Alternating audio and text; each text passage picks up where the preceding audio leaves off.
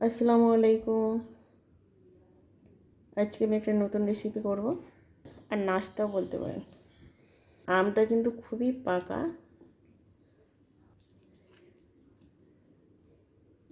নিয়ে নিলাম। এটা কিন্তু হাত দিয়েই করা যাবে না। এখানে আমি মিক্সিং জারে আমি দিয়ে দিচ্ছি। এবার আমি এটাকে জুস বানিয়ে নেব। দেখো, আমি একদম জুস বানিয়ে নিলাম। খুলে দেখাচ্ছি। দেখো, সেম কিন্তু জুসের মতো হয়ে গেছে। বাড়িতে ঢেলে নেব।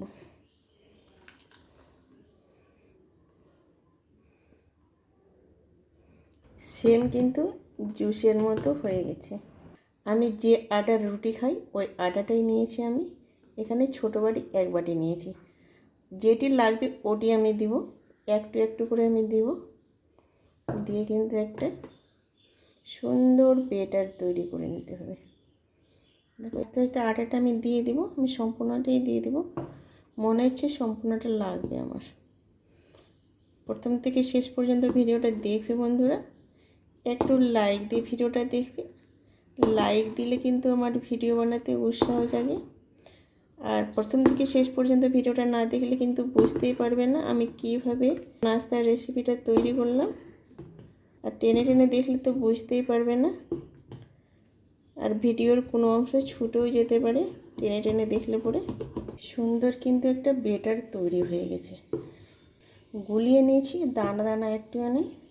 আর কীভাবে ব্যাটারটা রাখতে হবে বন্ধুরা দেখতেই পাচ্ছেন আমি কীভাবে রাখলাম।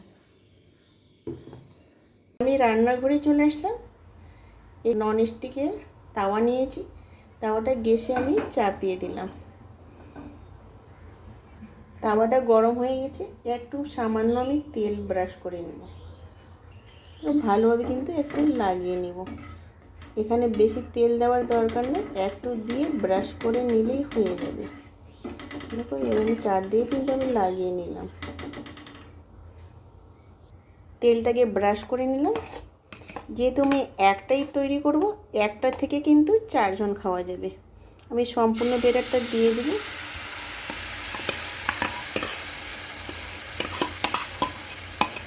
সম্পূর্ণ ব্যাটারটা আমি দিয়ে দিলাম। হালকা জালে কিন্তু করতে হবে, না হলে নিচে পুড়ে যেতে পারে। এবার আমি ঢেকে দেব। এবার ঢেকে রেখে দিলাম। আমি 2 থেকে 3 সেকেন্ড রেখেছিলাম। আমি আসলাম আবার ফিরে। দেখুন, নিচে কিন্তু লেগে নেই। একটু সামান্য তেল দিয়েছিলাম বলে কিন্তু নিচের দিকে লাগেনি। সুন্দরভাবে কিন্তু এটা হয়ে গেছে। তো আমি একটাই করেছি, একটা কিন্তু 4 জন কিন্তু খাওয়া যাবে। তো এইভাবে কিন্তু একটু উল্টে দিব। এইভাবে উল্টালে কিন্তু হয়ে যাবে। দেখো, সুন্দরভাবে কিন্তু উল্টে গেল। তো সুন্দরভাবে কিন্তু ভিতরে হয়ে গেছে। দেখো, ছেড়ে দিয়েছে আর দারুণ হয়েছে।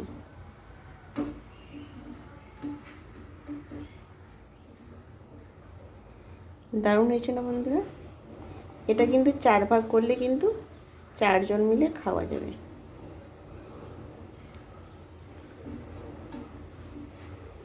ভিতরে কিন্তু সুন্দরভাবে সিদ্ধ হয়ে গেছে আর ফুলেও গেছে।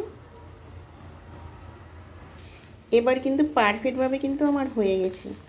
দেখে বুঝতে পারছেন বন্ধুরা কত সুন্দর হয়েছে। দারুণ হয়েছে।